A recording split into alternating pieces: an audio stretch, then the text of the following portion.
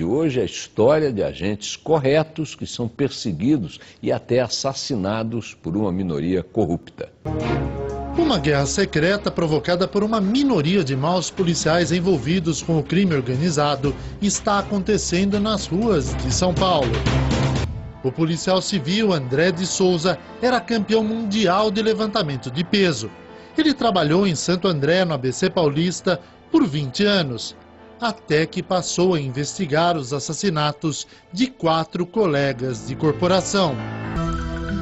André descobriu que um grupo de extermínio, formado por policiais militares, agia na cidade, mas não teve tempo de levar a investigação adiante. Todas as semanas, a família de André vai à delegacia para acompanhar o andamento das investigações. É a terceira equipe de homicídio que é trocada. Quando é dado um passo, quando dá uma avançada, a equipe cai e assume outra. Recomeça tudo de novo. E assim uma equipe para cada 4 meses. Com absoluta certeza, a Polícia Civil tem medo de chegar à conclusão desse caso. Mesmo quando não são mortos, muitos policiais honestos, que insistem em investigar crimes envolvendo policiais militares, têm um destino certo. São demitidos ou afastados das investigações. O homem que não quer mostrar o rosto está marcado para morrer. Ele era policial civil e foi autor de vários relatórios de inteligência, os relintes. Ele descobriu as relações entre a banda podre da Polícia Militar e o primeiro comando da capital, o PCC. Sofreu 2 tentativas de homicídio.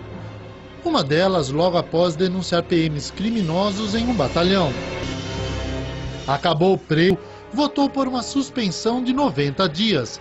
Mas o secretário Antônio Ferreira Pinto, que é ex-oficial da PM, decidiu expulsá-lo da Polícia Civil. A delegada Alexandra de Agostini trabalhava no Departamento de Homicídios e Proteção à Pessoa da Polícia Civil, o DHPP. Mas depois que começou a investigar grupos de extermínio formados por PMs, foi transferida sem motivo aparente. A senhora sofreu ameaças?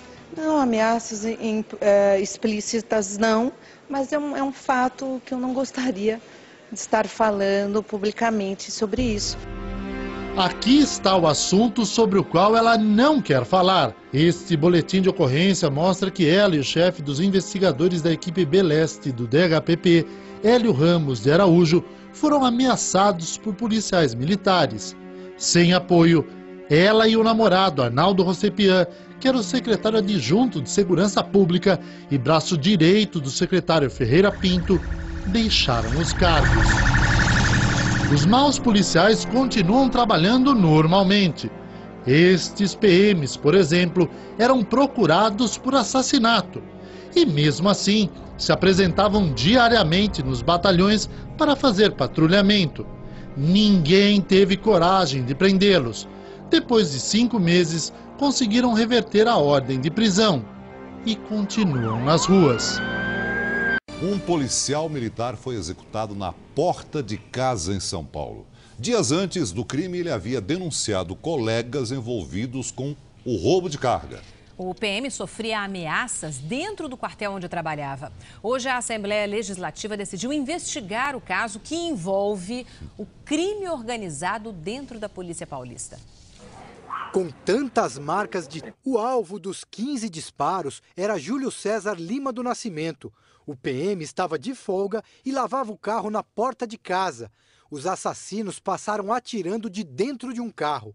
Chocada com o crime recente, a família ainda se preocupa com a própria segurança. Não quero falar nada. Um mês antes de morrer, o soldado Júlio César procurou a Polícia Civil e o Conselho Estadual de Defesa da Pessoa Humana. Nas 2 oportunidades, falou sobre ameaças que sofria dentro do próprio batalhão onde trabalhava. E também alguns comentários por parte de policiais da corporação de que ele praticamente já seria um defunto. O comandante dizia que o Júlio César sairia da polícia ou por bem ou por mal. O PM prometeu ao conselho voltar para apresentar os nomes de quem o ameaçava e as provas criminais contra eles.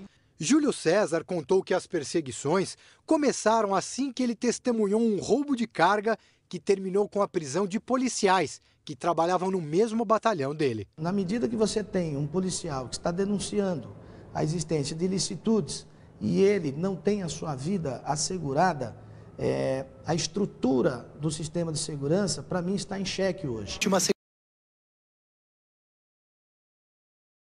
Segunda-feira. Quase que você viu uma pessoa pulando o muro, entrando na casa. Era entre meio-dia e 1h. Entre meio-dia e 1h? Meio-dia e pouquinho, não era 1h ainda. Como que isso aconteceu? Como que eram essas pessoas? Então, disse o rapaz que era sobrinho da moça que estava morta, né? E filho de uma das senhoras que estava, com um policial militar, e ele falava que ele entrou na casa e viu todo mundo morto e saiu. Só que daí, até no entanto, eles saíram e não veio ninguém. Só às 7 horas da noite que ele alguém. Isso foi que horas que certinho? Foi antes do menino pegar? Era entre meio de 10 e meio de 15. Pelas imagens da câmera de segurança, o garoto deixou a escola exatamente ao meio-dia. Se os corpos já haviam sido vistos na hora do almoço, por que então a polícia chegou ao local do crime somente perto das 7 horas da noite? A versão contada pela moradora contraria as investigações. Segundo o boletim de ocorrência, a polícia militar só recebeu a comunicação das mortes depois das 6 horas da tarde. Um primo de Andréia e um policial militar que estava de folga e não vestia farda é que identificaram os corpos. Em depoimento, eles confirmaram o horário em que chegaram ao local, às 18h15. O policial militar era colega de Andréia e morava próximo. Ele disse à polícia que foi à casa pela primeira vez por volta das 14 horas e encontrou portas fechadas e luzes apagadas. Foi embora e, quando retornou, já às 18 horas, percebeu que uma porta estava aberta e as luzes da casa acesas. Pediu, falavam dentro de um carro. Meses atrás, né? Tinha um carro prata. Qual era o modelo do carro? Era uma Meriva. Eu sondando na casa, passando a descrição da casa, cor do muro, cor do portão. Foi logo quando teve a represária de matar a polícia e o carro rondava sempre, de noite. Sempre? Ele parava o carro e anotava? Parava, falava informação pelo telefone, falava a cor da casa, cor do carro, quem... Colegas da PM apontaram a possível participação de Andréia em uma investigação que estava em andamento no batalhão onde trabalhava. A mulher, que tem medo de aparecer, era amiga de Andréia e afirma que a policial colaborava nas investigações contra colegas envolvidos em crimes. Eu sabia que ela estava investigando alguma coisa errada aqui na freguesia. Eu não acredito que foi o menino. O alvo foi a Andréia, porque inclusive ela estava de joelho. Porque ela implorou.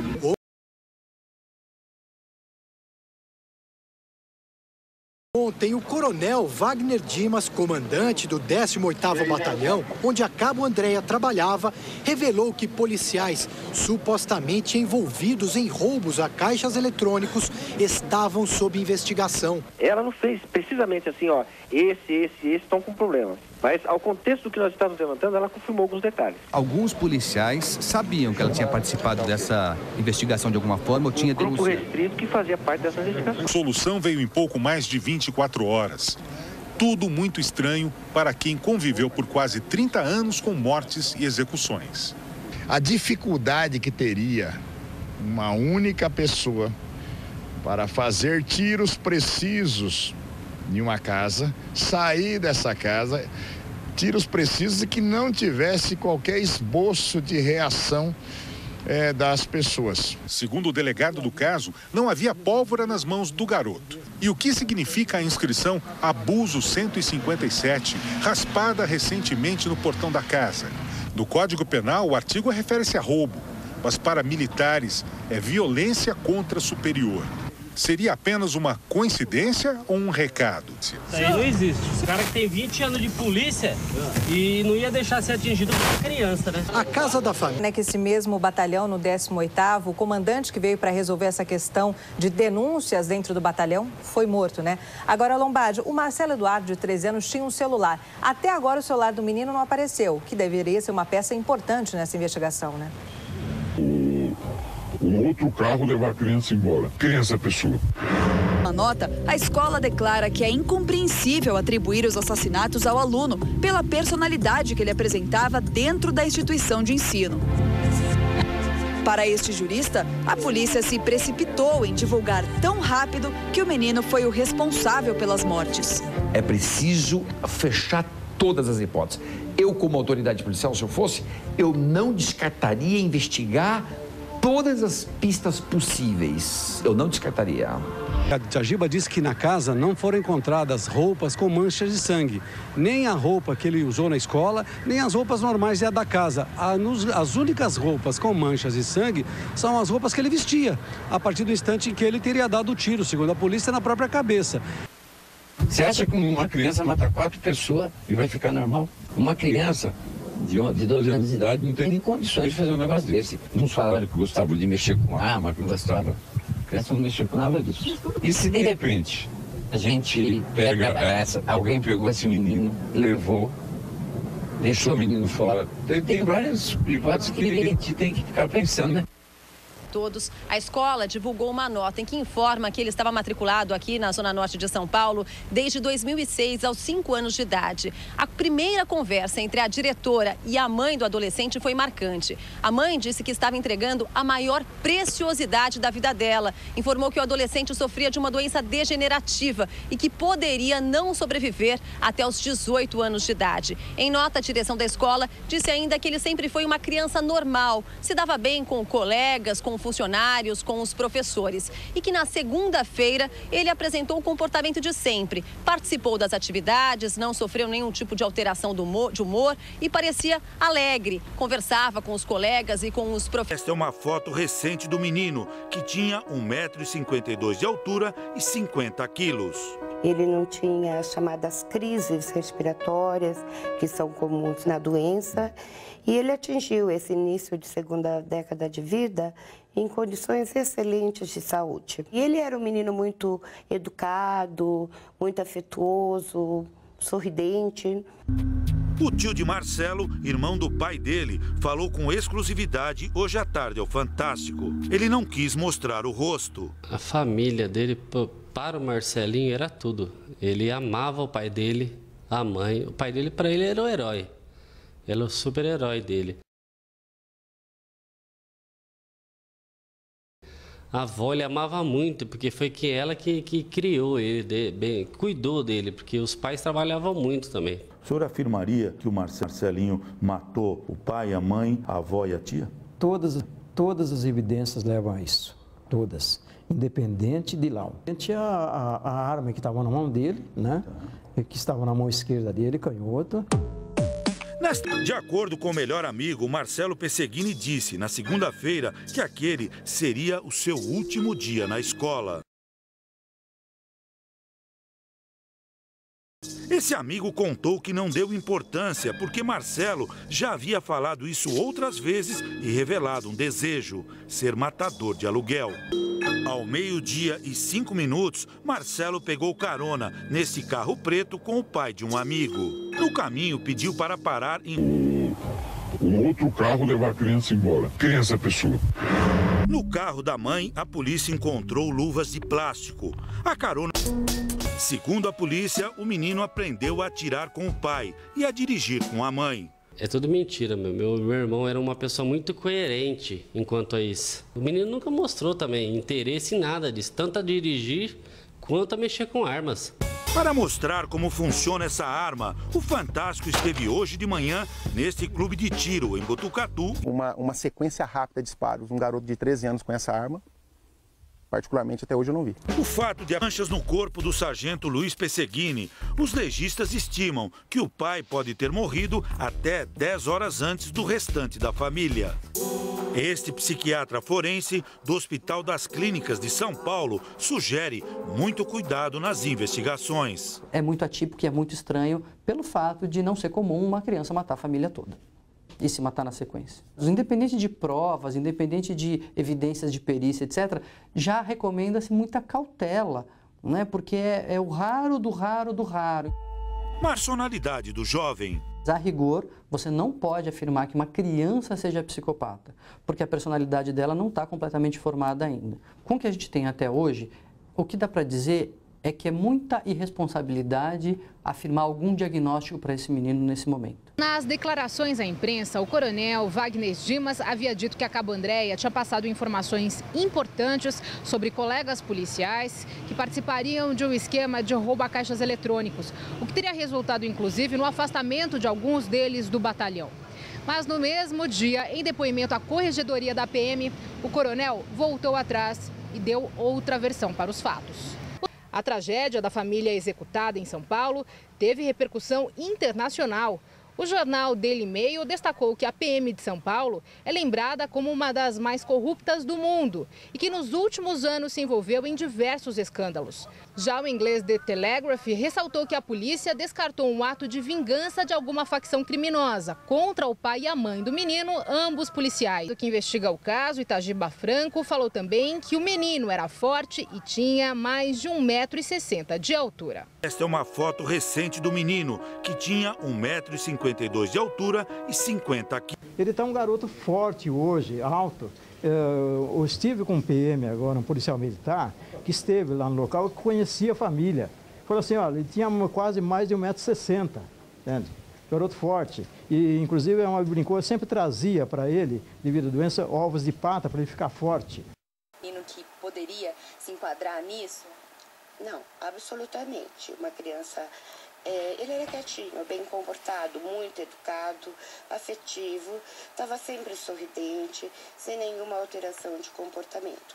A família, sua pai, mãe, avó que vinham, o pai comendo. Da família dava para saber como que era assim nessas consultas aqui no hospital? Eles se relacionavam bem, ele com a mãe? Ah, sim, ele adorava aquela avó, a mãe, e eles eram muito protetores. A avó era o anjo da guarda, porque ela que ficava com ele todo dia, que se encarregava dos lanchinhos dele, hipercalóricos, né? Era até motivo de brincadeira, porque ela tinha um zelo total. E nunca demonstrou nenhum tipo de agressividade ou de descontentamento, de repente alguma dificuldade de relacionamento com os pais? Era um menino feliz, normal? Normal, feliz e bem entrosado. Ele era menino ainda, apesar dos 13 anos, ainda um meninão. E doutora, na mochila dele, né, na cena do crime, foi encontrado aí 5 rolos de papel higiênico, roupas, né? E aí eles disseram que poderia ser um indício de que ele precisaria desses papéis higiênicos por conta da doença. Existe diferentes graus dessa doença? Ele tomava enzima pancreática desde 1 ano e 4 meses. Ou seja, ele nunca conheceu o que era uma falta de tratamento. Então, ter um ritmo intestinal desordenado, ter fezes gordurosas, diarreia, ele nunca experimentou isso. Então, essa necessidade de rolos de papel higiênico, eu não consigo fazer uma relação, porque eu tenho certeza, ele nunca precisou ter esse arsenal no seu dia a dia. Era amiguinho dela. O que ela falou a respeito do amor de criança? Era um amor. Acho que a polícia deveria investigar. Eu acho que tá armada a cena. Tá? Quem teria interesse nisso aí? Aí a polícia vai descobrir. Quer que eu falo? Não foi ele.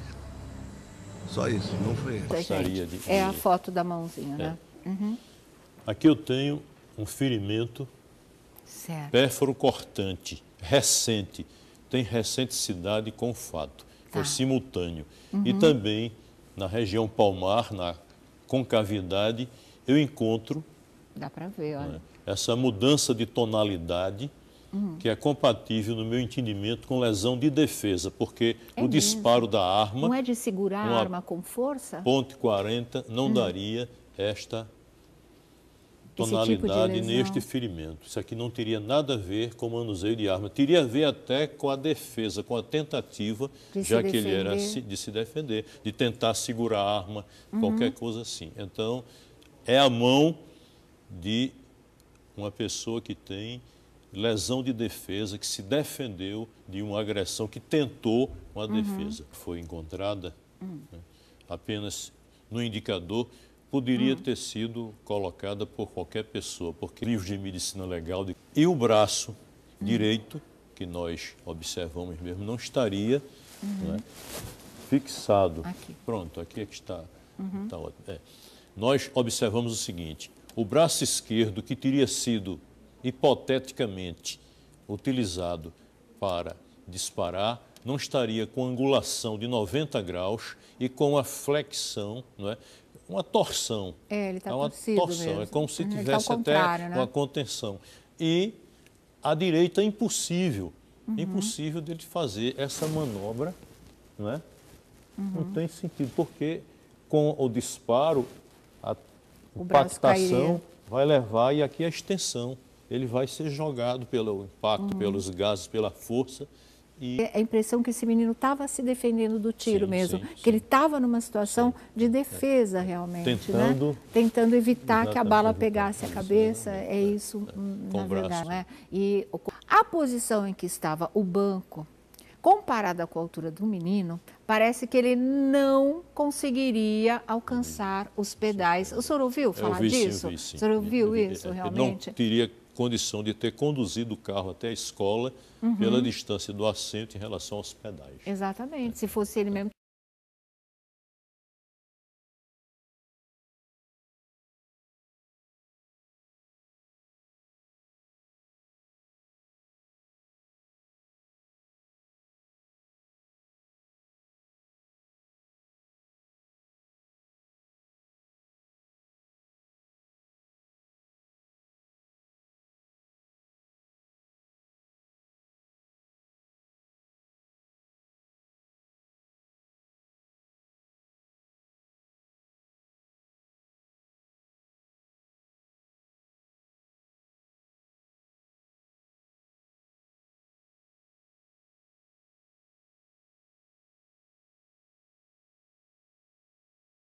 Da Polícia Militar, não. Na sociedade, Datena. Tá? Nós queremos, nós, sociedade, nós, policiais, nós queremos as respostas concretas, a chamada ninguém. E se alguns malditos perpetraram isso e montaram esse cenário, e esse menino foi uma vítima da vida, e ainda nós vamos tripudiar na pequena história de vida dele e dizer foi ele. Pois é. O Armínio morreu. Os policiais que foram acusados foram absolvidos pela justiça. Então, pela justiça hoje, não existe matador do Coronel Armínio. Pois é. Então nós estamos falando de sem nós vamos dizer autor. daqui a pouco que ele praticou o suicídio andando de bicicleta, dando 5 tiros contra o corpo. E era do 18º Batalhão, o Batalhão da Bovo. Não necessariamente do 18º, mas do CPAM3, que ele era o comandante. Descobriu as relações entre a banda podre da Polícia Militar e o primeiro comando da capital, o PCC. O caso que envolve o crime organizado dentro da Polícia Paulista. E hoje é a história de agentes assassinados por uma minoria corruptos que são perseguidos e até